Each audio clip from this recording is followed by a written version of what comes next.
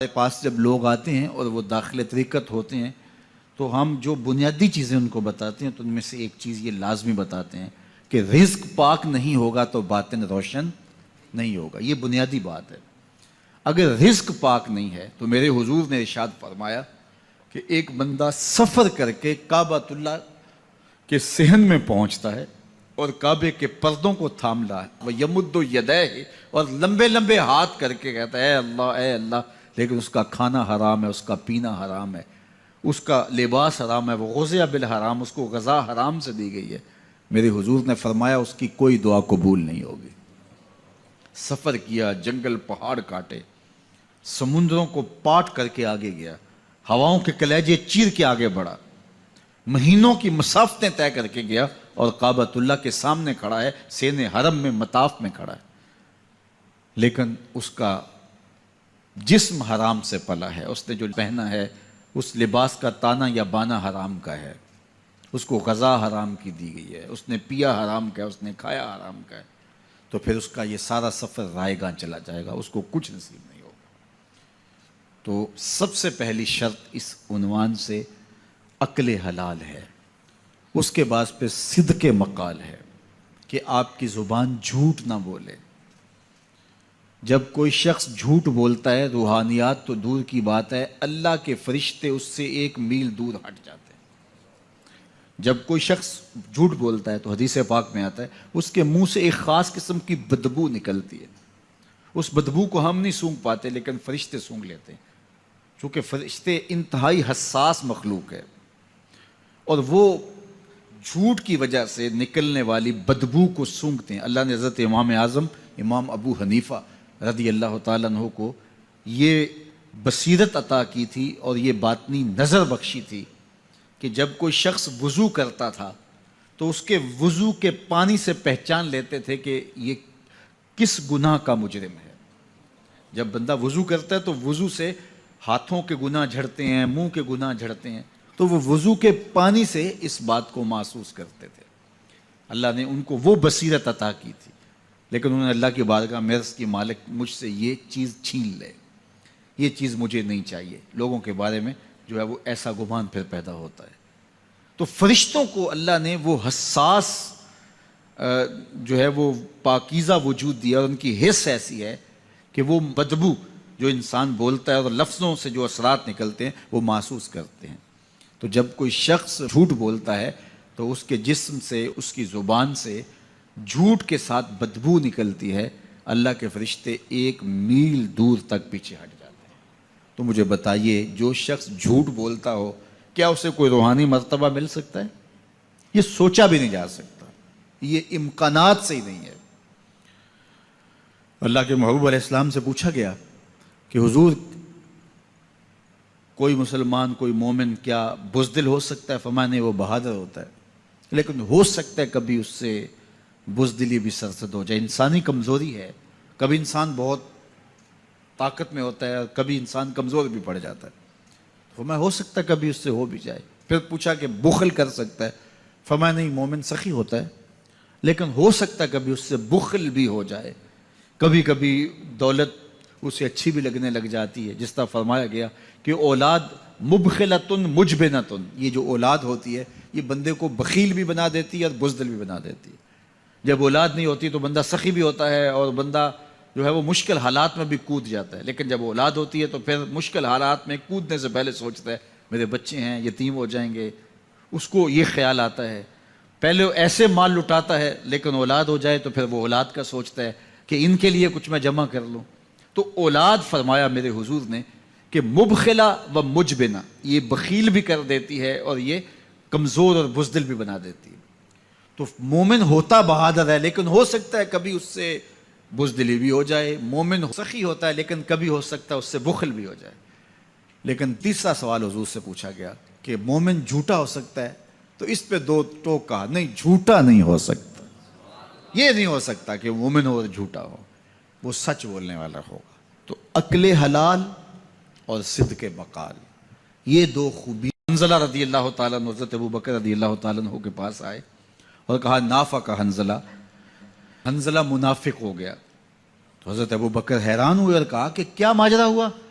کہا کہ حضور کے پاس ہوتے ہیں تو کیفیت اور ہوتی ہے، اور جب واپس آ جاتے ہیں تو پھر وہ کیفیت برقرار نہیں رکھ پاتے۔ یہی تو نفاق ہے کہ وہاں کیفیت اور ہے اور یہاں کیفیت اور ہے۔ تو حضرت ابوبکر صدیق رضی اللہ تعالیٰ عنہ نے فرمایا کہ یہ حالت تو میری بھی ہے، چلو حضور کے پاس چلتے ہیں۔ آقا کریم کی خدمت میں حاضر ہوئے اور جا کے کہا کہ حضور حالت یہ ہے۔ تو آقا کریم نے فرمایا کہ وقت وقت کی بات ہوتی ہے، اور اگر تمہاری وہ کیفیت جو یہاں ہے وہ باہر بھی برقرار رہے تو مدینے کی گلیوں میں فرشتے تم سے مصافحہ کیا کریں۔ تو صحبت کا ایک رنگ اور صحبت کی اپنی ایک برکت ہوتی ہے، اس لیے اچھے لوگوں کی صحبت، اچھے استاد کی صحبت، والدین کی صحبت، اچھے دوستوں کی صحبت اور شیخ کی صحبت، یہ صحبت رنگ دیتی ہے۔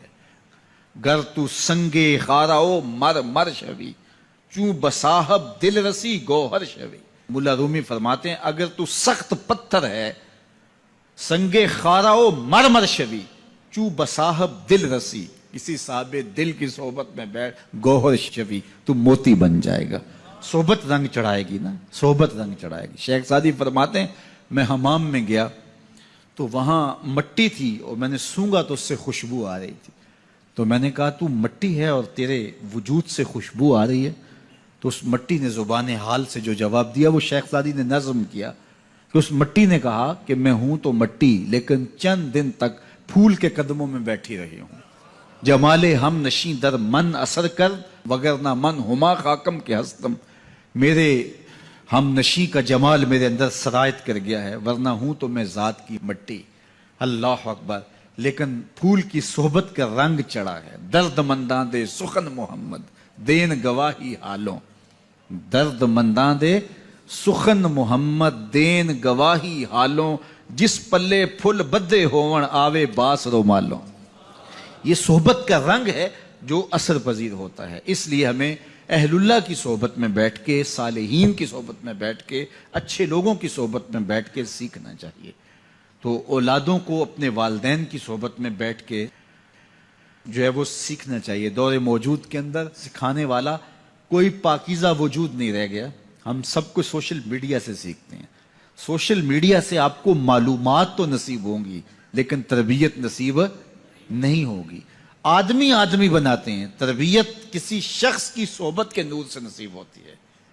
کہ سینے میں حب رسول اور خشیت الہی کا جو جذبہ نور تھا، اللہ تعالیٰ جل شانہ نے ان کو جو عرضاں کیا ہوا تھا، قرآن مجید کی تلاوت کرتے تو ان کی آنکھیں آنسوں کا خراج دیتے، اور عذاب کی آیات پر جو ان کی کیفیت ہوتی تو اس وقت ان کی اس کیفیت پہ ترس آنے لگتا۔ وہ آنسو جو حضور کی محبت میں بہے گئے اور اللہ کی خشیت میں آنسو جو بہے، وہ معمولی آنسو نہیں ہیں۔ رومی کہتے ہیں جہاں پانی گرتا ہے وہاں سبزہ اگتا ہے، جہاں آنسو گرتے ہیں وہاں رحمت اترتی ہے۔ تو یہ کتنی بڑی دولت ہے، اور یہ درد، یہ کیفیت جو ہے وہ اہل اللہ کی صحبت میں بیٹھ کر کے نصیب ہوتی ہے۔ اللہ اکبر۔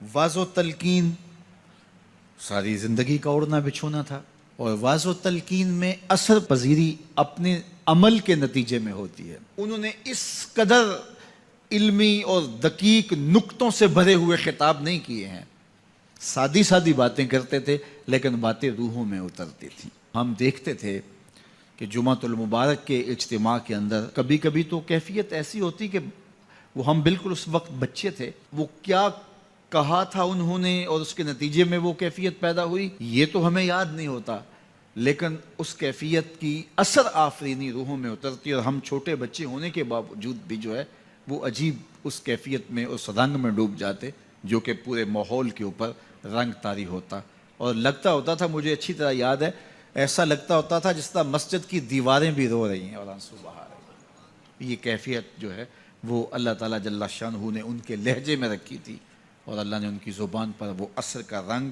رکھا ہوا تھا۔ عجز و انکساری، ایک عجز وہ ہوتا ہے کہ جو انسان کی صرف زبان پہ ہوتا ہے، میں بڑا عاجز ہوں، لیکن وہ ہوتا نفس الامر میں متکبر ہوتا ہے۔ اس تکبر سے بچنا چاہیے کہ جو لفظوں کی حد تک عجز ہو لیکن رویہ اس کا متکبرانہ ہی ہو۔ لیکن میں نے ان کو حقیقی طور پہ عاجز پایا ہے۔ عجز اور انکساری ان کی طبع کا حصہ تھا۔ انہوں نے اپنے اوپر عجز کو مسلط نہیں کیا تھا، اپنے آپ کو عاجز رکھنے کی کوشش کرتے تھے، ایسا نہیں تھا۔ ہاں، اپنے آپ کو عاجز رکھنے کی کوشش یہ بھی محمود ہے، لیکن وہ اس کیفیت میں تھے کہ وہ فطرتاً طبعاً ان کی طبیعت میں انکساری تھی اور ان کی طبیعت میں عجز تھا، اور اللہ تعالیٰ جل شانہ کو عجز بہت پسند ہے۔ یہ باتیں میں آپ سے وہ کر رہا ہوں جو میرا صرف وجدان ہی نہیں کہتا، بلکہ جو میری آنکھوں نے جس کا مشاہدہ کیا ہے۔ اچھا، میرے والد گرامی رحمۃ اللہ تعالیٰ علیہ اللہ سے بہت زیادہ ڈرنے والے تھے۔ وہ ہمیں بار بار اس بات کی تاکید کرتے تھے کہ میری قبر پکی نہ بنانا اور کوئی عالی شان مزار نہ بنانا۔ اس بات پہ زور دیتے تھے کہ میرے بعد جو ہے وہ میری کرامات کو نہ بیان کرنا، ایسی گھڑنے کی کوشش بھی نہ کرنا۔ ہم نے اپنے والد گرامی کی قبر تو پکی نہیں بنائی، لیکن ان کے فکر کو پختہ کر کے تھاما ہے۔ ہم نے ان کا عالی شان مزار تو نہیں بنایا، لیکن یہ مرکز مصطفیٰ ان کے مزار نور پر جو کہ کچا ہے، رحمتوں کے نزول کا سبب اور ذریعہ ہے انشاءاللہ۔ تو قبر کچی ہے لیکن ان کا پیغام پختہ کیا۔ تو یہ بہت تاکید کے ساتھ وہ بات کیا کرتے تھے اور بڑے زور کے ساتھ یہ بات کہتے تھے، اور میں بھی بار بار یہ بات اس لیے بیان کرتا ہوں تاکہ میرے ماننے والوں اور محبت کرنے والوں اور بالخصوص اولاد جو ہے وہ اس فکر کو اچھی طرح سیکھ لے کہ انہوں نے کیا کہا تھا اور اس فکر کو کس طرح پھر اختیار کیا گیا، اور آگے ہم نے اسی فکر پہ گامزن رہنا ہے۔ میں مر کے بھی زندہ ہوں اہل وفا کی محفل میں، میری محفل میں آ میرا مزار نہ پوچھ۔ تو بزرگوں کا ذکر جہاں ہو وہاں رحمتوں کا نزول ہوتا ہے، اور میں اپنے والد گرامی کے حوالے سے آپ کو ایسی باتیں بھی بتا سکتا ہوں الحمدللہ جو 100% سچ بھی ہیں، لیکن چونکہ انہوں نے ہمیں ایسی باتوں کو بیان کرنے سے منع ہی کیا تاکید سے۔ مجھے اچھی طرح یاد ہے کہ میرے والد گرامی بعض اوقات میں درس قرآن سے آتا تھا تو یہ مجھے کہا کرتے تھے کہ لوگوں سے پیسے تو نہیں مانگتے؟ تو میں کہتا کہ ابا جی میں آپ سے وعدہ کیا ہوا ہے، کیسے مانگتا ہوں؟ وہ بار بار کبھی کبھی 10 دن بعد کبھی مہینے بعد بھی ایسا ہوتا، تو میں کہتا کیسے میں مانگ سکتا ہوں؟ اللہ نے آپ کی دعاؤں کی برکت سے بڑا دیا ہے، تو مجھے مانگنے کی ضرورت کیا؟ اللہ بن مانگے یہ عطا کر رہا ہے۔ جمعۃ المبارک کا دن تھا اور میں درس قرآن پہ تھا، اور اللہ تعالیٰ جل شانہ نے ان کو اس حالت میں اس دنیا سے اٹھایا کہ وہ میرے پہ راضی تھے، اور میری ڈیوٹی درس قرآن کی جو انہوں نے لگائی تھی وہ ڈیوٹی دیتے ہوئے اپنی آنکھوں سے انہوں نے مجھے دیکھا تھا، وہ خوش تھے۔ اس مرکز کی پہلی اینٹ انہوں نے رکھی تھی، اور آج یہ مرکز تکمیل کے مراحل کی طرف بڑی تیزی کے ساتھ بڑھ رہا ہے۔ اس وقت جب انہوں نے ہمیں بہت ساری دعائیں دی تھی اور یہاں رونقیں ہوں گی، اتنا کچھ ہوگا، اس وقت ظاہری اسباب نہیں تھے، لیکن ان کی بصیرت کی آنکھ یہ سارے مناظر دیکھ رہی تھی، اور آج یہ ہجوم عاشقاں، یہ محبتوں کا عالم اور یہ پیار کی کیفیت، یہ یقیناً ان کی دعاؤں کا ثمر ہے۔